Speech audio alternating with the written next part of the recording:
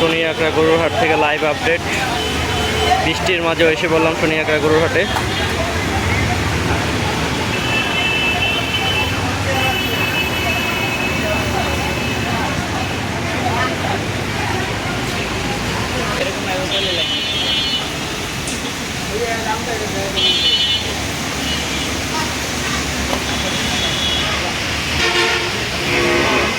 গরুটার দাম চেয়েছে 1,10,000।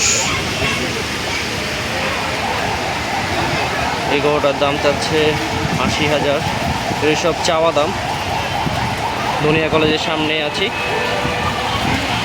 গরুটা মাশাআল্লাহ অনেক সুন্দর আছে, আশা একটা গরু। গরুগুলো কালকে আসছিল।